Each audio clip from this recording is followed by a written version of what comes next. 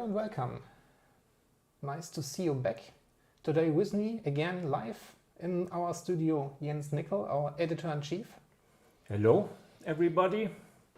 And besides me, there's Matthias again. Yeah, and we have some good news, some bad news, and some things I think we definitely need to talk about. So, the good news?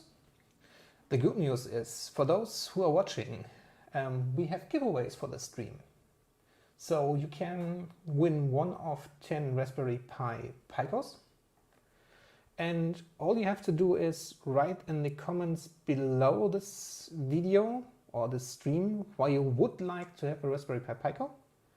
Just a few kind words. We will choose 10 winners, and we are also giving away 2 Raspberry Pi 02W with headers.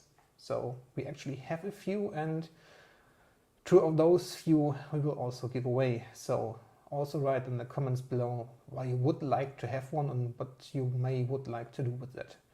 A small and kind text, a comment.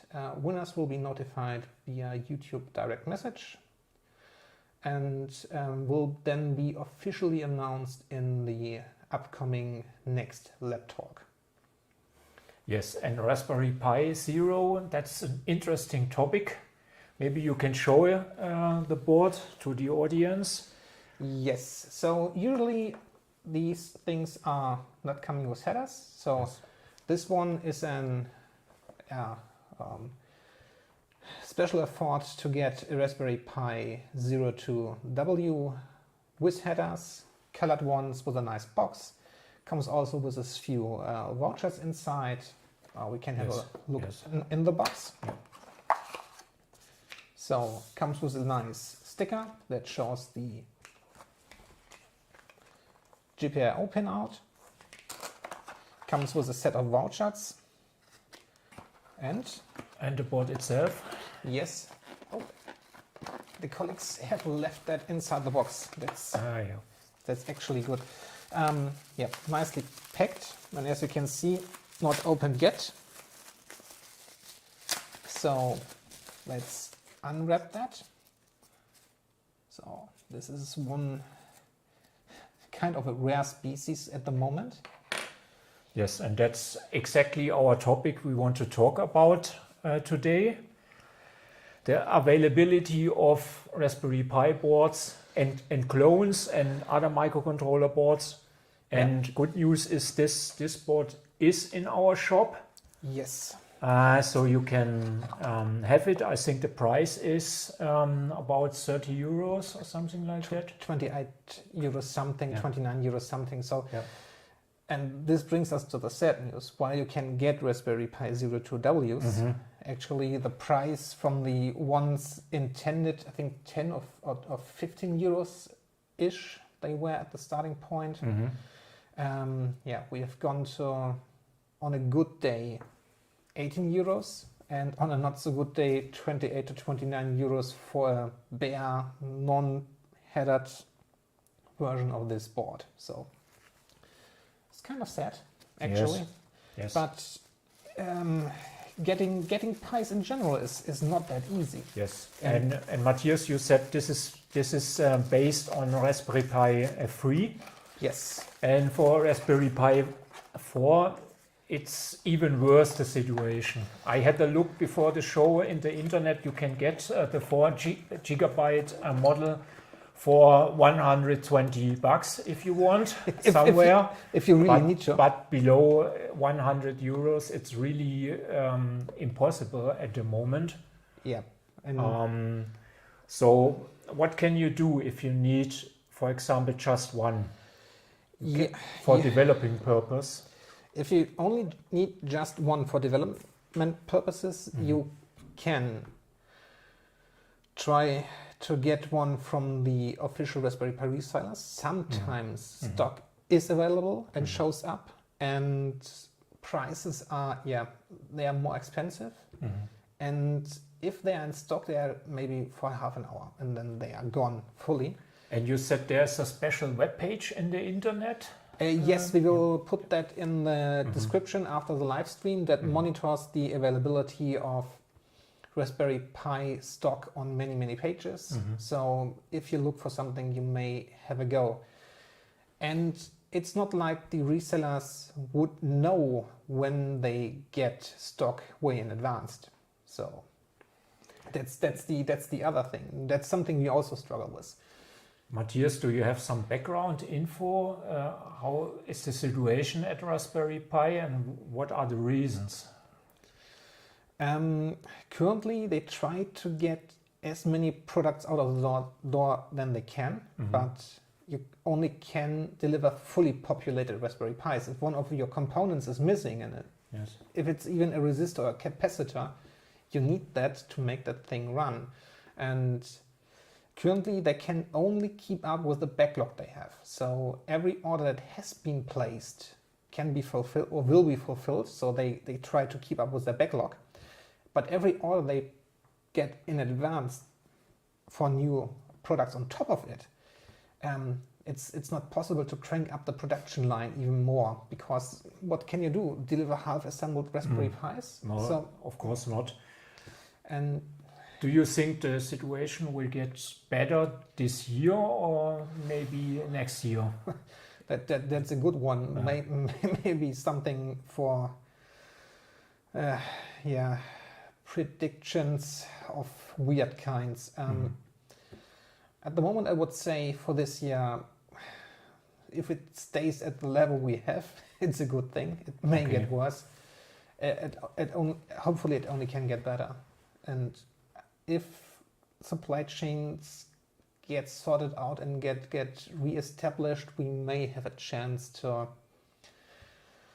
have at least a more or less fluent supply.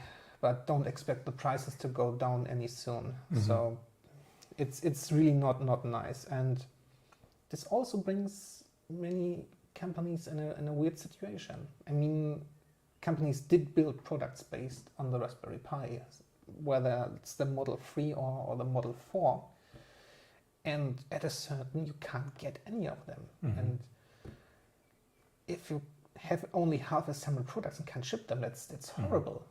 How do you pay your employees? How do you keep your business running? And it depends on what your needs, what specialties your products have, but there are alternatives, let's say it that.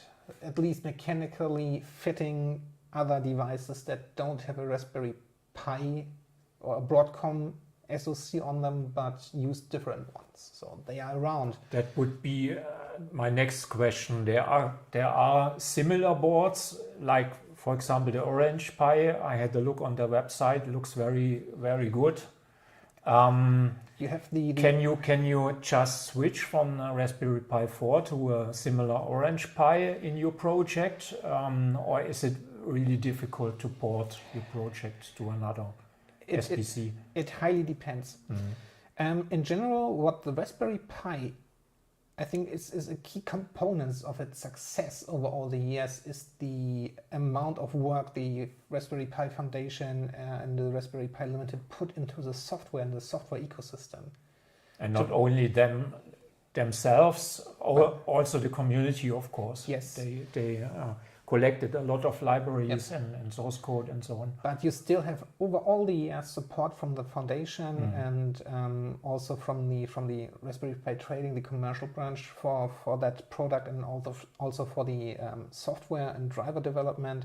So they did take care that you have a recent actual kernel security fixes as good as possible,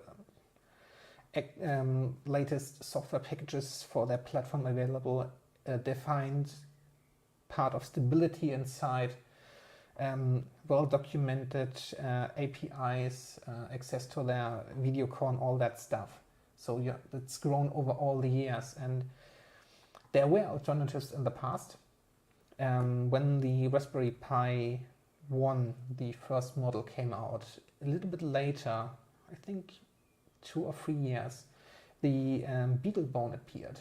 And the BeagleBone, in terms of performance at that point and the usability for industrial applications, was, from the data sheet, superior to the Raspberry Pi 1 at that point. Came with half a gig of RAM, had nice industrial I/O like CAN interfaces, serial interfaces, co-processing units for real-time tasks, all that stuff at a comparable nice price. But in the end, one of its disadvantages was the closed GPU driver. And at the end, the software ecosystem hasn't grown to that extent of popularity than the Pi did. So with all these alternative boards, we have, again, the same talk going on. How is your software support? Do you get security fixes? Do you get a new kernel for the board? Who's maintaining drivers? Who's getting you a new image out?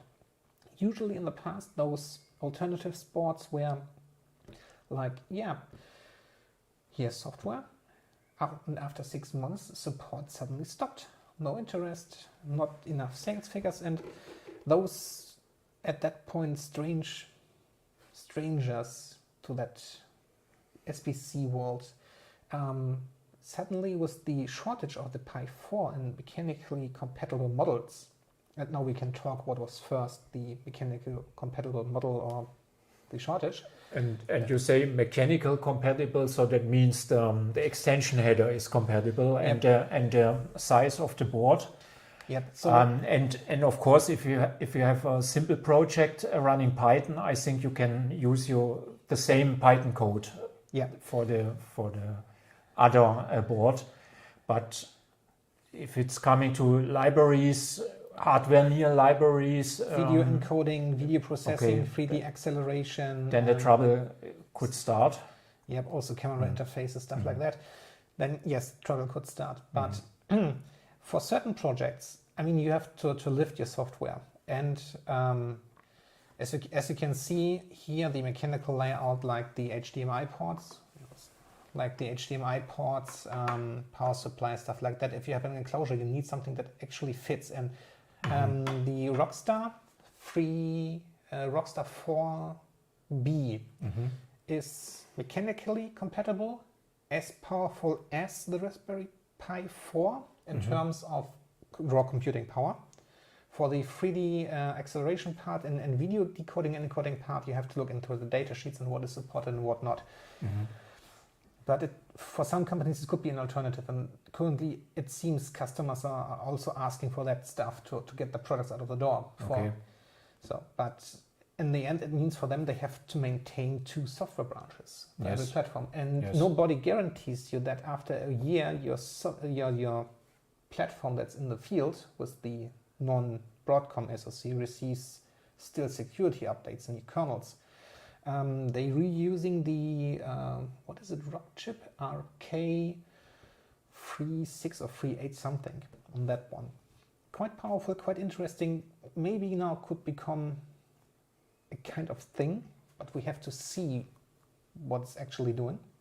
Are the prices comparable? Yes. And sometimes for 4 gigabyte model you pay, if you can get them directly from the vendor, approximately 60 euros. So that's quite, I mean, it's in comparison to 120 euros per board, it's quite interesting at that point. And for small volume runs and simple or standard software, it could make sense to use it. But in the end, only time will tell. How is the situation when it comes to larger quantities, for example, the compute modules? Also a big shortage? Yes, so let me put it that way. If they show up at a reseller, it's interesting and you have to hurry to get them. So, sometimes they show up like out of nowhere suddenly, and then they also, as fast as they appear, they disappear also. So it's quite weird. So maybe if you have also strange situations, maybe let us also know in the comments below. Yes. What's your opinion about it, or your feeling about it? Or your experiences with Raspberry Pi clones? Or alternatives. Alternatives, better word. That would be interesting, I think, also for the others watching. What would you recommend if somebody wants to start a project now with a single board computer? If his time window is large enough, he could go for a Raspberry Pi 4.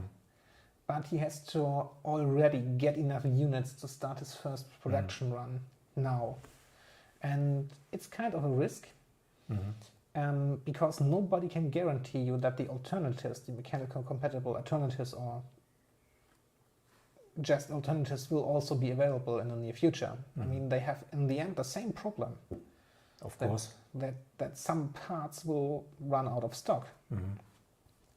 Yeah, so it's not that easy at the moment.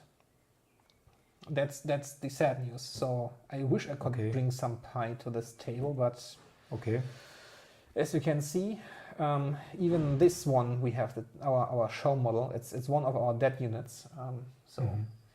Every working unit is somewhere, but not spare lying around. Yep. And it's kind of sad because those broken ones also pile up. So might be an interesting idea to collect those and try to fix them. But that's something the Pi Trading or Pi Foundation should take care of. I mean, for the Pi 3 there was a trade-in model. So you could send your old Pi 3 to the foundation, you would do a refurbish and maybe fix them, and you will get a discount. And maybe it's also an idea to collect all the dead or broken Pi 4 models and try to salvage all the parts on them. But hey. That could be interesting, yes. What is the situation if you do not need such powerful processors, if you do not have to run Linux, if you just want a plain microcontroller? If you... Maybe in the ARM Cortex M3 league. Yeah, that's also in the Cortex M3 you usually have the STM32 stuff flying around. So the F103 is a common one. So you can find them in coffee makers and all other stuff. Problem with those chips is they're out of stock. You don't get them. And even the clone ones, the fake ones, are out of stock. So while I would usually recommend take an STM32 F103 Cortex M3 small nice microcontroller, if you want to do some more advanced industrial control for that, out of stock. What you can get is the Raspberry Pi Pico, the RP2040 MCU. Actually, they lowered the price down to 69 or 72 cents, something like that. So you can get the chip, and you can also get the chip in quantities. So that's really nice. Yep. But you need a flash chip aside that. And you can also get those, but prices and availability is another story at that point. I would say if you need a microcontroller and the RP2040 would fit your bill, you can use it. Availability is okay. You can get those. If you need something that has more power and is more advanced, then things may get rough. I think I posted 2 weeks ago a price indication for an STM32F479 Cortex M4, the bigger brother of the 103. M4 core, industrial interfaces, Ethernet, the nice usual stuff you would use for automation. And usually those chips sold for $8 per unit, single quantity, before times get rough. And now I've seen indications up to $65 per unit. Okay. So that's absolutely crazy for an original chip. But you can see people seems to be in need. And also there are companies that salvage every board or other device where this chip is in to get their own product out of the door. That's kind of weird, but that's how it is. What's the situation with the popular espressive controllers, ESP32, for example? Those are not a problem to get. Small and medium quantities, that's definitely not a deal. The new to ESP32C3 you can get in quantities. Also the old, well-proven 32 ones, that's not a big thing. So you can get those, and that's okay. So for your product or project, if you need Wi-Fi, and if you have used those, you will get those. And yeah, that's for the wireless part. The good news.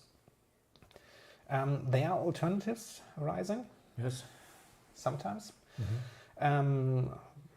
The eval board I showed in the last stream, the WCH32V307, the RISC-V based ones, they are also smaller devices of that manufacturer that are actually in stock and actually have a price tag below 6 or 7 euros per unit for the bigger models. So yes, I've seen some comments on companies that are currently looking into that chip. As they said, it's not mainline, it's not used in mass production, so the chance for a small company to get those chips and build a product for the customer is given. Okay. That's really weird. Usually in normal times, nobody would have a look at those. And you have something to show also on the table? Yes, I think that's the one I showed last time. Yeah.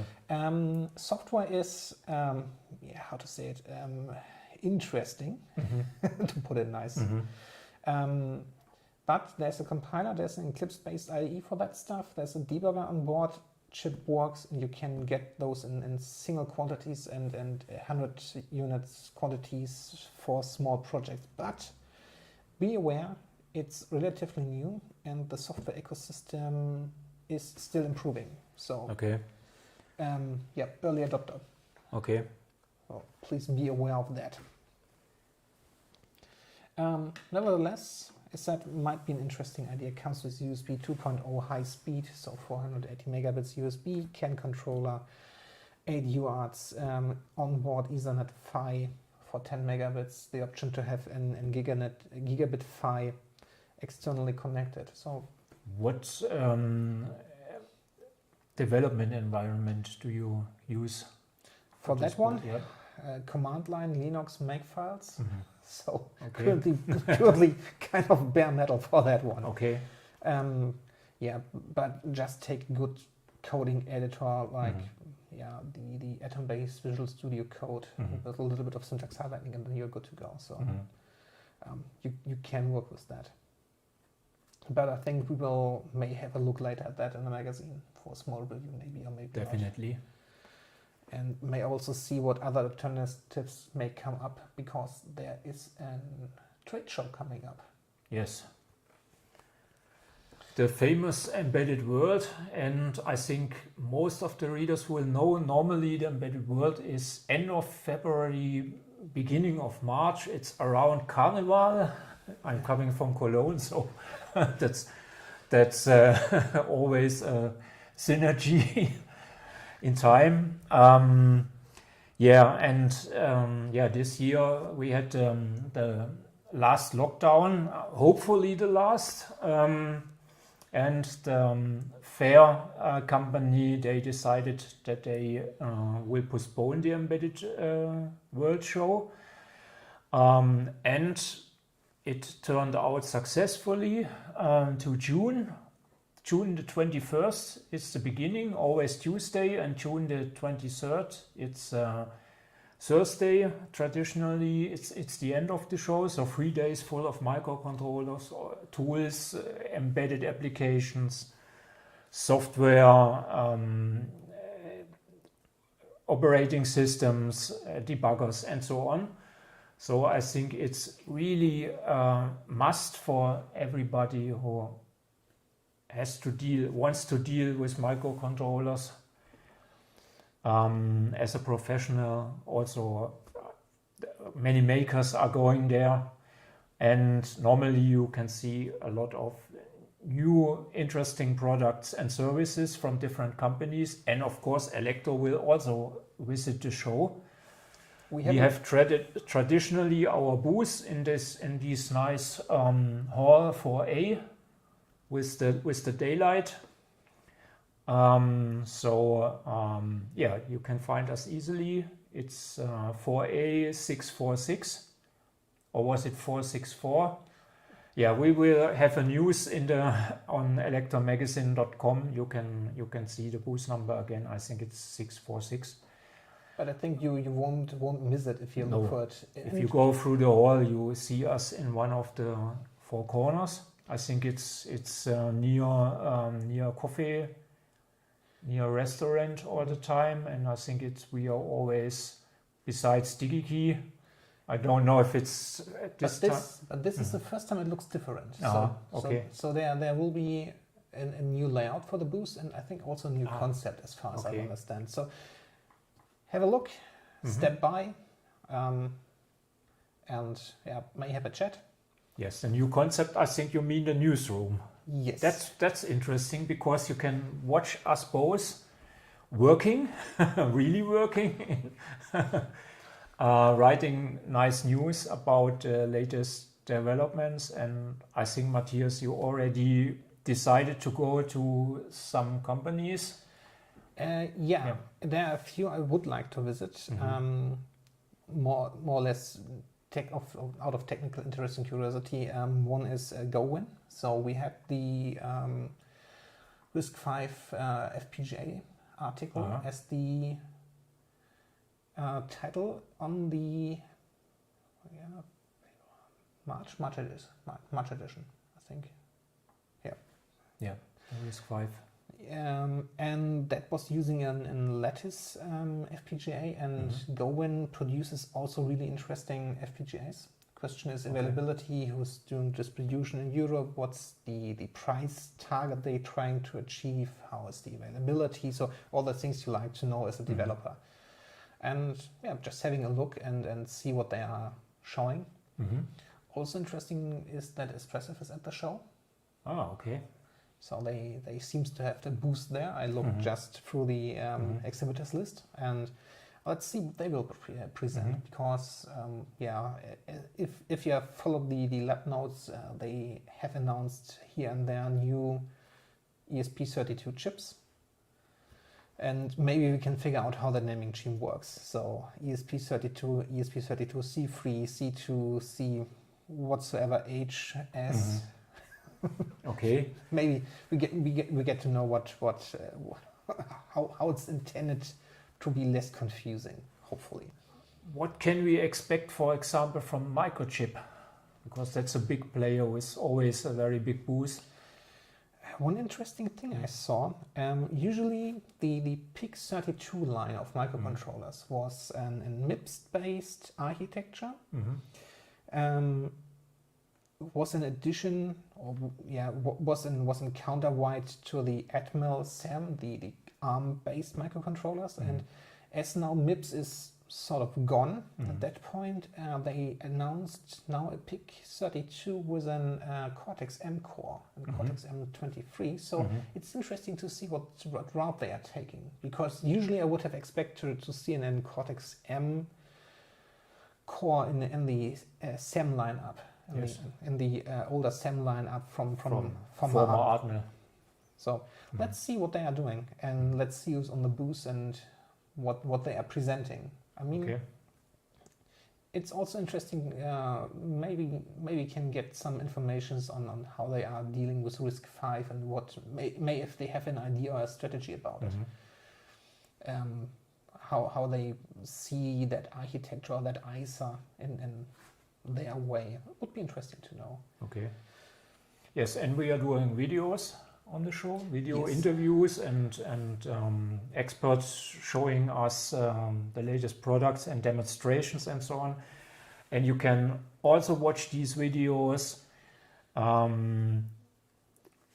right after the making, also on YouTube on this channel. So it's I think it's worth the effort to look every day on YouTube, on our YouTube channel. Or activate the notifications for new videos. Even better. And they will be produced on site. That means recorded, cut, edit, upload. So they should be really soon up on YouTube. I'm curious how it works because it's the first time we do it in that velocity. with that speed, but okay, we have a lot of colleagues on the show. I think a cameraman or two cameramen and one graphics artist, one video editor on site. So it's really kind of interesting. It maybe also gives the opportunity to ask questions below the video interviews, so that we may have a second run and ask them for a small follow-up. If there's a very interesting one, why not? Yes. Yeah. So have a look at that and look out for the interviews. Live streaming was also something we discussed. I'm not sure if or if not. It really depends how the day ends and how tired we are at the end of the show. In principle, our equipment is mobile, so we have here a very new computer, Core i5 with a lot of RAM and the notebook is now just for the monitoring of the stream output, and so it's portable, and our camera. I think the only difficult thing is a stable and reliable internet connection. That's sometimes on a big fair an issue. Yeah, but we should have one. So we will see. For that reason, hit the activate the notification, subscribe, like the usual YouTube stuff. Do that, and if we go live, you will get notified. Yes, and if you cannot go to Nuremberg and you cannot watch in this week our streams, then we can announce our next lab talk. It's exactly in 4 weeks, June the 30th, same time, also here from the studio in Aachen. And of course, we will have some of these boards you get in every corner for free on our desk. I hope. So we will present some nice products and what we have seen on the show, of course. So be our guest in 4 weeks again. But next week already we have some other shows. We have the Engineering Insights episode 6 from our colleague Stuart. They will talk about embedded systems, AUTOSAR and Automotive, and also... That's interesting. Yep. We don't need 2 other things, but look at the announcement. It's exactly written what's in there. I tried to make one interesting sentence out of it, and they're talking about AUTOSAR and some security or coding concerns you should have for secure code execution. So, can you say a sentence about AUTOSAR? It has something to do with security, safety. AUTOSAR is a software platform. That's what I know. A common software platform. AUTOSAR is a kind of common, let's call it framework, operating system used in automotive. So should be less or not vendor dependent, and should run on many target systems. But that's something Automotive, real-time operating systems, AUTOSAR, that was never my business at that point. And let's see how the automotive industry will change when it comes to software. I mean, they transform more or less to rolling computers. So, there are a lot of rumors about software in the automotive industry. Where a lot of rumors. Just kidding. Yeah. May switch back to our main camera. So, there's one change going on. Usually, if you had bought a car and you had a set of features, you got it for lifetime. So it was built in. There were modules around. Or you can flip a bit in the software and you have that feature. You can now see that they go to a subscription model for some features. So they are going from hardware vendor to a combined hardware and software vendor with a subscription model for some features.